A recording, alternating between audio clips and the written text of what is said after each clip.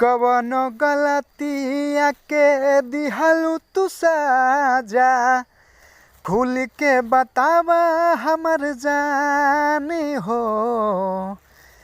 कवनो गलतिया के दिहलू तू साजा, खुल के बतावा हमर जानी हो।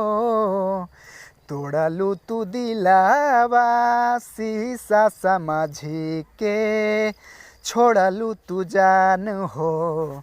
तोड़लू तू दिलावा शीशा समझी के, छोड़लू तू जान हो। दोसरा के प्यार में तू भइलू पागल, यही खातिर छोड़ा तारू हमारा के।